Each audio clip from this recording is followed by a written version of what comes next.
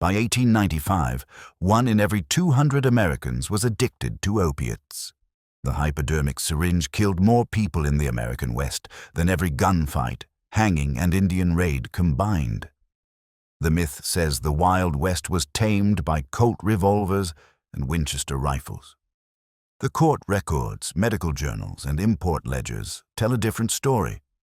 Between 1870 and 1895, a glass tube with a hollow needle created the deadliest drug epidemic in American history.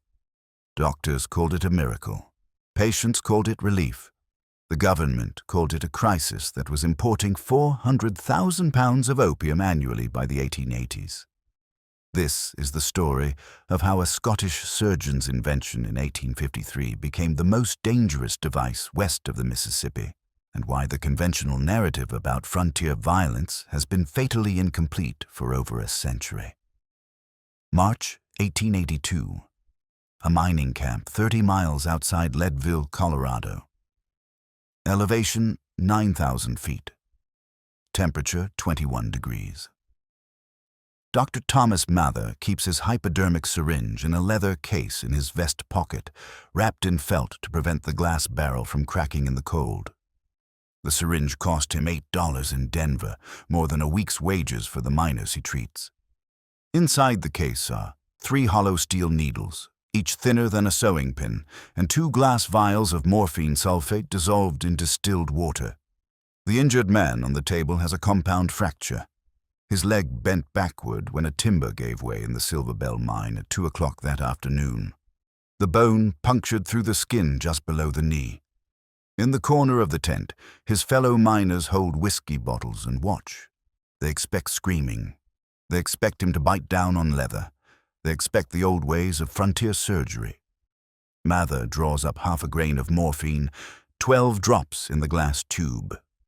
He can see the clear liquid through the barrel, a feature that Alexander Wood of Scotland specifically designed in 1853 to allow precise dosing. The French surgeon Charles Prevaz had invented a similar device the same year, but Wood's glass tube won out over Prevaz's silver design. Mather inserts the needle into the man's arm, just under the skin, and depresses the plunger. 90 seconds later, the miner's breathing slows. His pupils contract to pinpoints. The screaming stops. Mather sets the bone, stitches the wound, and applies carbolic acid to prevent infection. The morphine will keep working for 6 hours. He leaves the miner with a bottle of opium pills for the pain and moves on to his next patient 3 miles down the mountain. He has 14 more calls to make before nightfall. In his medical bag, he carries 200 opium pills, 4 ounces of powdered opium, 3 bottles of laudanum, and enough morphine to fill the syringe 30 times. Keep that leather case in mind. That specific configuration of glass, steel, and felt. It becomes critical in 8 minutes. The device that Dr. Mather used that March afternoon was just 29 years old, but it was already changing the character of American medicine and American addiction. The hypodermic syringe reached the United States in 1856, 3 years after its invention in Scotland. The word hypodermic comes from Greek. Hypo meaning under, derma meaning skin. Before this invention, doctors administered morphine by mouth, where stomach acid destroyed much of its potency, or by rubbing it directly into open wounds. The needle changed everything. Morphine injected under the skin or into a vein reached the brain in less than 2 minutes. The effect was immediate, reliable, and profound. Army surgeon William Hammond, who would become Surgeon General of the United States, saw hypodermic morphine demonstrated at a medical conference in Philadelphia in 1858.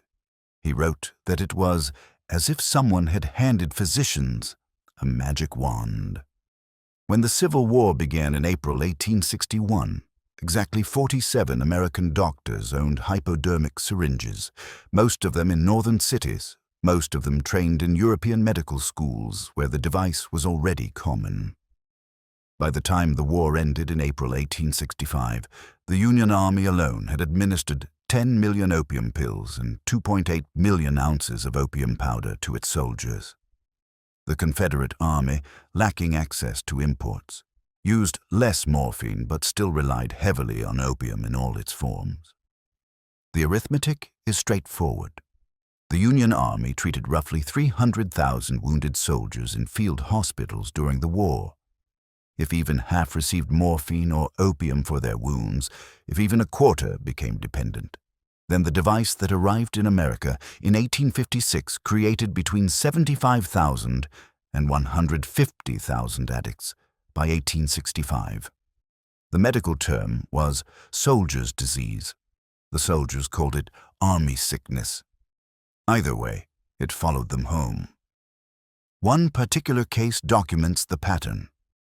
Lieutenant G.P. Deichler of the 69th Pennsylvania Infantry took a bullet through the hip at Hatcher's Run, Virginia, in March 1865.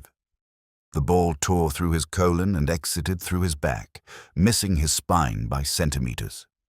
Surgeons at Armory Square Hospital in Washington gave Deichler 1/4 grain of morphine by hypodermic injection every 2 hours for 27 consecutive days. He survived. He also left the hospital needing morphine to function. Army medical records show thousands of similar cases. The hypodermic syringe saved Deichler's life and then controlled it for the next 30 years. The device that treated Deichler was rare in 1865. By 1870, it was ubiquitous. Army surgeons who learned to use the hypodermic needle during the war returned to civilian practice and taught their colleagues. Medical supply companies in Philadelphia, Boston, and New York began advertising syringes in medical journals. By 1870, according to drug historian David Courtwright, virtually every American physician carried one. The frontier doctors, heading west, brought them too. This is where the Wild West enters the story. The conventional narrative focuses on violence in frontier towns, shootouts in Tombstone, lynchings in Montana, cavalry massacres on the plains. The data tells a different story.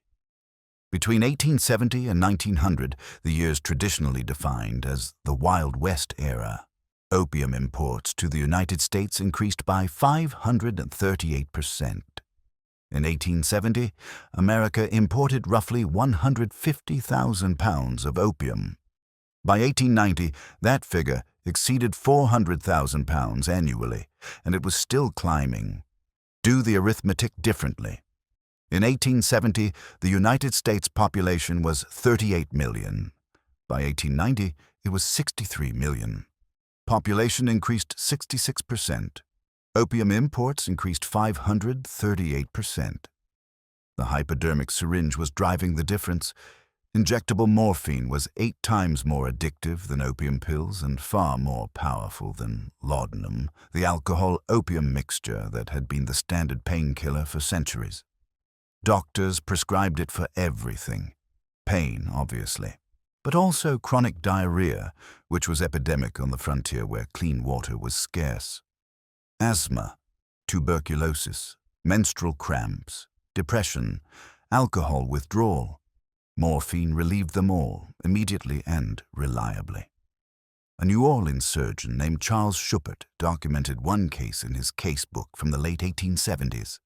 A man bleeding from a bar fight wound, half conscious. Schuppert gave him half a grain of morphine by hypodermic injection. The patient came to in a minute from the stupor he was in and rested very easily.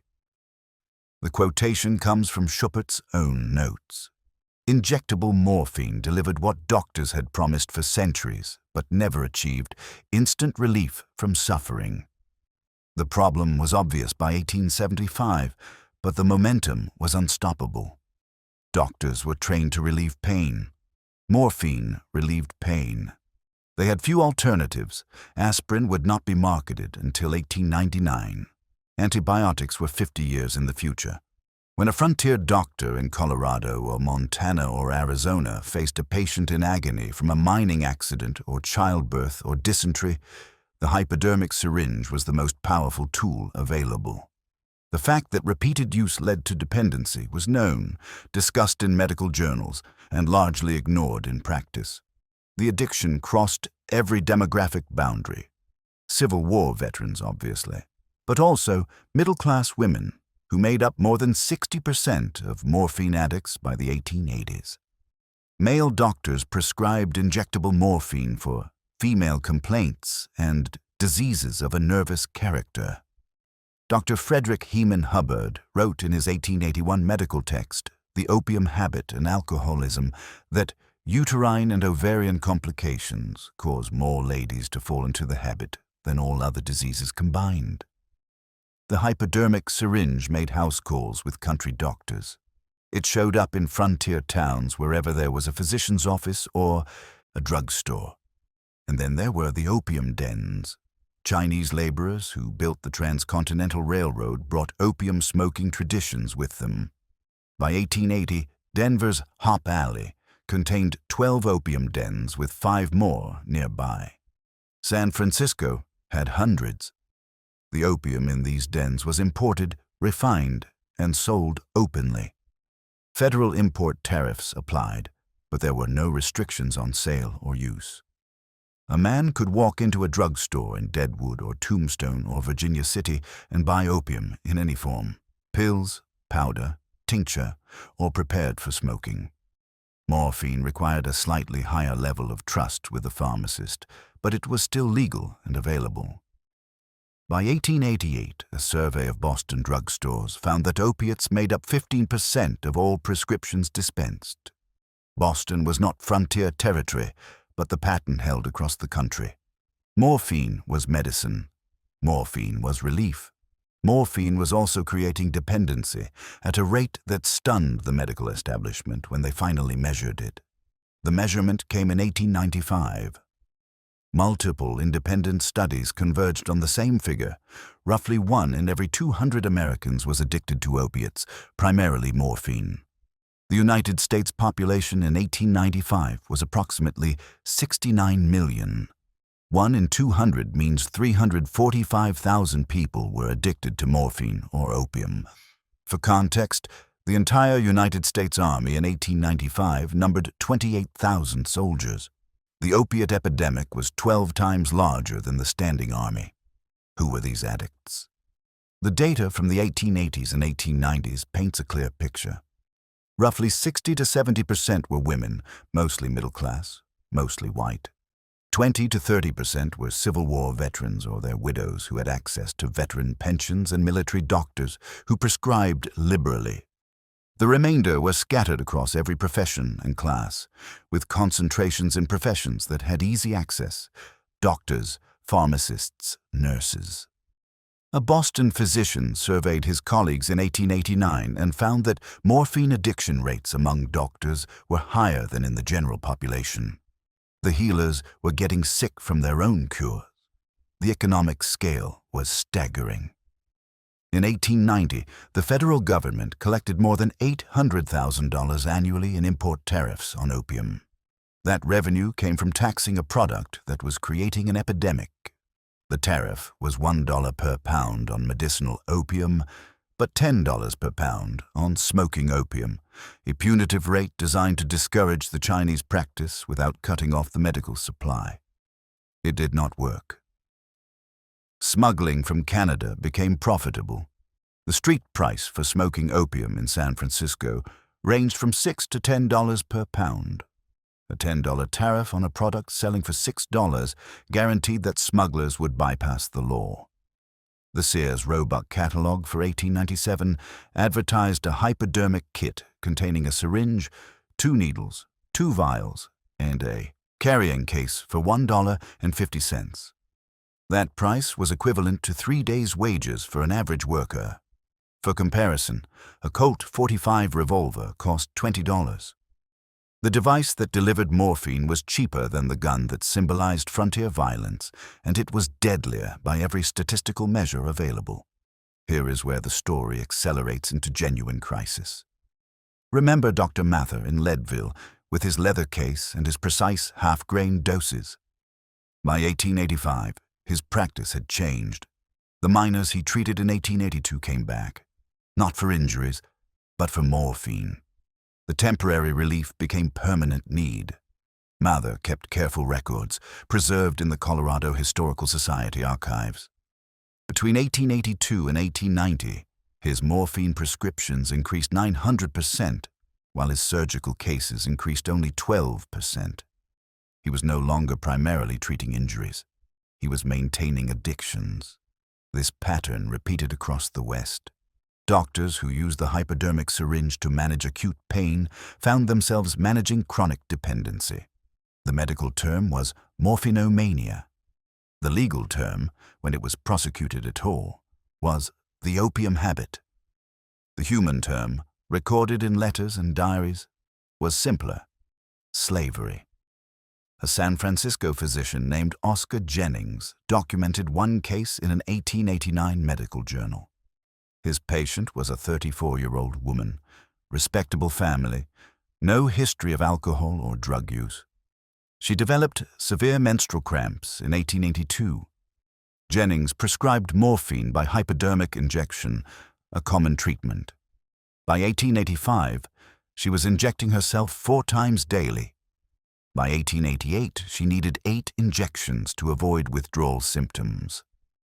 Jennings wrote that every available portion of the patient's body and limbs was covered with abscesses, with positive evidences of septicemia. Blood poisoning from repeated needle insertion with non-sterile equipment. She could not stop injecting morphine because withdrawal was agonizing. She could not continue because the injections were destroying her body. That case was not unusual. The medical literature from 1885 to 1895 is filled with similar accounts. The syringe that saved lives also trapped them, and the conventional Wild West narrative missed it entirely, because it was happening in homes and doctors' offices, not in saloons and streets. The economics drove the problem deeper. Morphine was profitable. For pharmaceutical companies that manufactured it, for import companies that brought raw opium into San Francisco and New York, for doctors whose practices depended on providing relief to patients who would return again and again. One medical critic wrote in 1889 that the hypodermic injection of morphine is blessed by doctors because patients come back. A patient cured is a patient lost. That cynicism was not universal, but the financial incentives were real. A doctor who prescribed morphine for chronic pain gained a loyal patient who would pay for regular visits. A patient who became dependent needed the doctor, needed the prescription, needed the drug. The hypodermic syringe created a medical market that sustained itself through dependency. The moral panic arrived in stages. First came the medical journals. By 1880, articles with titles like The Opium Habit and Its Treatment and Morphinomania, a Modern Scourge, filled American medical publications. The warnings were clear and consistent. Doctors were creating addicts faster than they were treating disease. But the warnings had limited effect because doctors still had few alternatives for managing severe pain. Then came the social panic, focused not on middle-class white women injecting morphine in their parlors, but on Chinese immigrants smoking opium in dens. San Francisco passed the first anti-opium law in 1875, but it only prohibited smoking opium in opium dens, not possession or use elsewhere. The law was explicitly racial. Chinese immigrants were targeted while white morphine users were largely ignored, even though white addicts significantly outnumbered Chinese opium smokers by the 1880s. The political response focused on the visible rather than the statistical threat. Opium dens were raided. Chinese immigrants were arrested. Morphine addiction among middle-class whites was treated as a medical problem requiring discreet management, not a criminal problem requiring prosecution. The double standard was stark and well documented in court records from the 1880s and 1890s. A Chinese man caught with smoking opium faced jail time. A white woman caught with a hypodermic syringe and morphine vials faced a referral to a private sanatorium, if anything at all. By 1890, The crisis reached levels that demanded federal response. The import tariff alone was not working. The medical establishment was beginning to change its prescribing practices, but slowly. Medical schools in the 1890s started teaching about morphine addiction and warning against quick resort to the hypodermic needle. One medical instructor wrote that doctors who resort too quickly to the needle are lazy, incompetent, poorly trained, and behind the times. The professional shame was deliberate and necessary. State laws passed between 1895 and 1915 began restricting the sale of opiates to patients with valid prescriptions, ending their availability as over-the-counter drugs. But enforcement was inconsistent, and penalties were mild. The economic incentives remained strong. A morphine habit was expensive to maintain. By 1895, a heavy user might spend $20 monthly on the drug, equivalent to a month's rent for a working-class family. That demand sustained a supply network that stretched from Turkish poppy fields to San Francisco, docks to frontier drugstores. One documented case from Montana illustrates the human cost. A former Union Army officer named Williams, wounded at Cold Harbor in 1864, received morphine in the field hospital. He came home to Helena in 1865, already dependent. By 1870, he was injecting morphine 6 times daily. His military pension was $30 monthly. $22 went to morphine. He lived in a boarding house, did odd jobs when he could function, and spent 30 years trapped between the pain of his war wound and the pain of morphine withdrawal. He died in 1895, alone, in a rented room. The county coroner listed the cause of death as morphine overdose, but the autopsy notes indicate years of malnutrition and systemic infection from non-sterile injections. The hypodermic syringe sustained his life for 3 decades and then ended it. Williams was one of hundreds of thousands. The exact number is unknowable because addiction was stigmatized and often hidden. But the import data, prescription records, and medical surveys provide clear evidence. Between 1870 and 1895, while the conventional Wild West narrative focuses on gunfighters and outlaws, the hypodermic syringe created an epidemic that dwarfed all other forms of frontier violence. Compare the numbers. The gunfight at the OK Corral in Tombstone, October 1881, killed 3 men in 30 seconds. That single event has generated thousands of books, dozens of films, and permanent mythological status. The morphine epidemic in Arizona Territory between 1870 and 1900 likely killed hundreds and trapped thousands in addiction. It generated a few medical journal articles and then was largely forgotten. Billy the Kid killed an estimated 4 to 9 men in his short life. He was shot dead at age 21 and became a legend. Dr. Thomas Mather in Leadville probably created 50 to 100 morphine addicts through his prescribing practices between 1882 and 1895. He was considered a skilled and compassionate physician. Both statements are true. The difference is that Mather was trying to help, and the tool he used was designed to relieve suffering. The fact that it also created dependency was understood but accepted because the alternative was to let patients suffer without relief. This is the central tension that conventional Wild West narratives miss. The frontier was violent, but most of the violence was not the dramatic showdowns between lawmen and outlaws. Most frontier deaths came from disease, infection, mining accidents, and childbirth. The hypodermic syringe and morphine provided genuine relief from genuine suffering. They also created the largest drug epidemic in American history up to that point. Both facts are true simultaneously. The turning point came slowly, starting around 1895 and accelerating through 1910. Multiple factors converged. Medical education improved. Doctors trained after 1890 learned about addiction risks as part of their standard curriculum. Public health advances reduced some of the diseases that drove morphine use. Better sanitation meant less dysentery, which meant less need for opium's constipating effects. The germ theory of disease became accepted, leading to better treatment of infections without relying on morphine to mask symptoms. New pain medications arrived.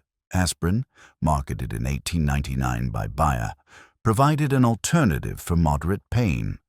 It was not as powerful as morphine, but it was non-addictive and effective for headaches, minor injuries, and fever. Aspirin did not replace morphine for severe pain, but it reduced the number of cases where doctors reached for the hypodermic syringe first. Federal legislation finally caught up to the crisis. The Smoking Opium Exclusion Act of 1909 banned the importation of opium prepared for smoking, cutting off one supply route. The Harrison Narcotic Act of 1914 required anyone who sold or distributed narcotics to register with the federal government, pay a tax, and keep detailed records.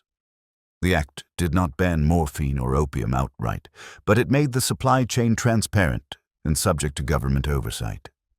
Doctors could still prescribe morphine, but they had to document every prescription.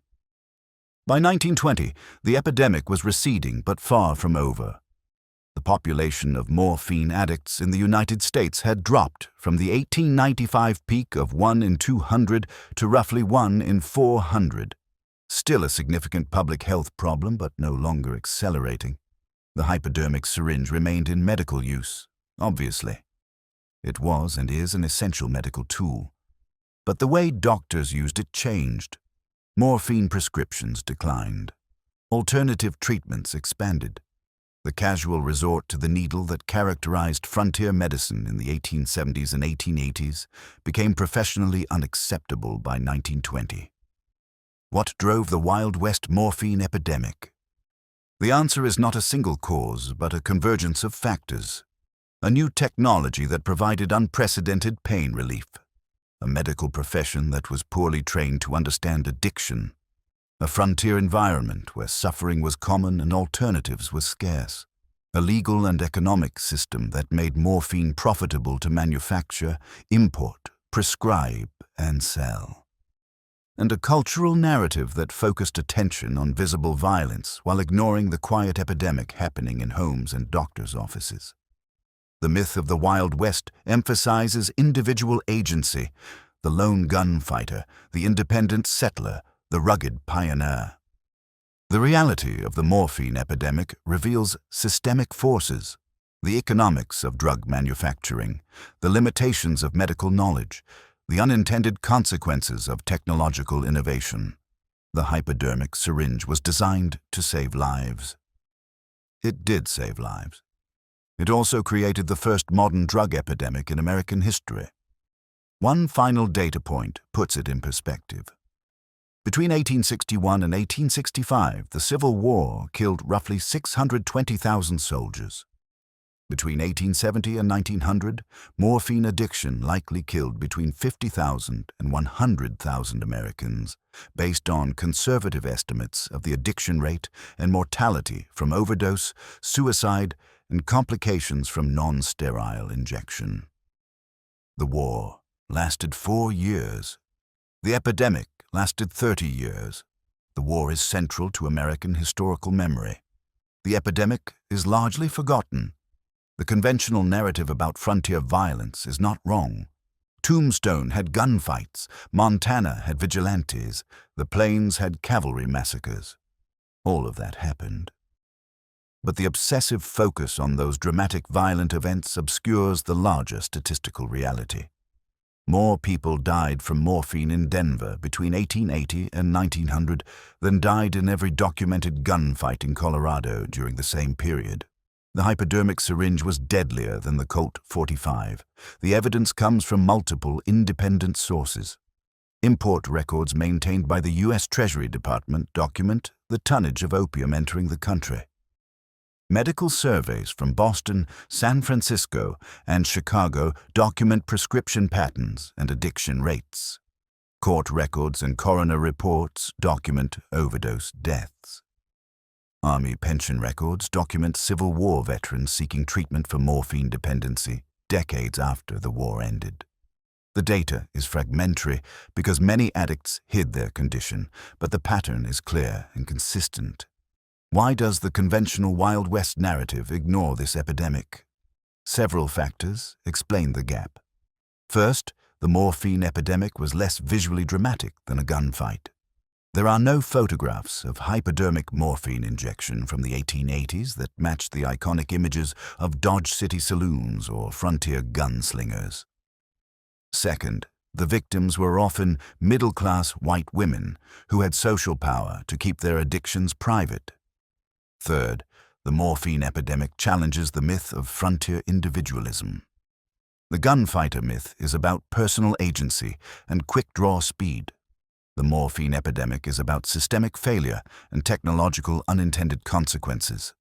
One story is more compelling than the other, even if the other is statistically more significant. By 1925, the opium import numbers had dropped to pre-1870 levels. Federal regulation, medical education, and alternative pain treatments had broken the cycle. But the scars remained. 3 generations of Americans had experienced the morphine epidemic. The Civil War veterans who came home addicted, their children who became dependent through medical treatment, and their grandchildren who grew up in a culture where morphine dependency was common enough to be unremarkable. The hypodermic syringe had transformed American medicine and American society in ways that are still visible today in how we regulate prescription opioids, how we treat addiction, and how we balance pain relief against dependency risk. The Wild West ended, by most historical definitions, around 1900 when the frontier officially closed. The morphine epidemic peaked in 1895 and declined slowly through 1920. The coincidence of timing is not accidental. The same forces that closed the frontier, urbanization, industrialization, federal regulation, improved transportation, and communication, also created the conditions to address the morphine crisis.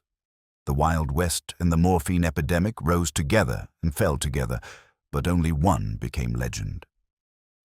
By 1930, the Sears catalog had stopped advertising hypodermic syringes. Federal law required prescriptions. Medical schools taught addiction as a disease.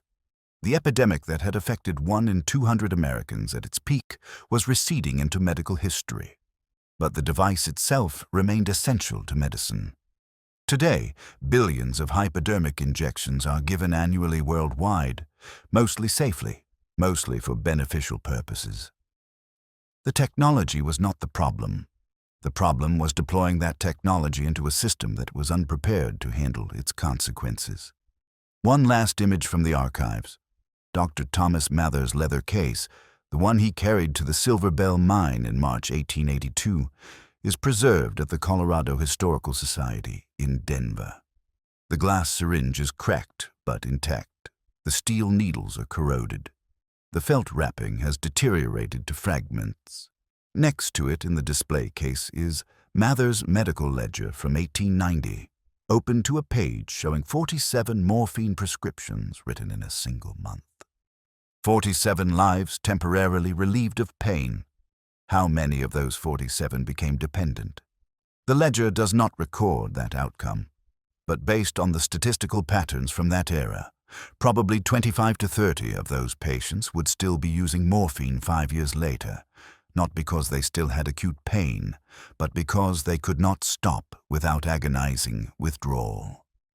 That leather case and that ledger tell the real story of the Wild West more accurately than any Hollywood gunfight. The frontier was settled not just by violence, but by suffering, and by the well-intentioned efforts to relieve that suffering using the most advanced medical technology available. The hypodermic syringe was that technology. It saved lives and trapped lives in equal measure. And for 3 decades, while the conventional narrative was focused on gunfighters and outlaws, the real epidemic was happening quietly in homes, doctors' offices, and frontier drugstores across the American West.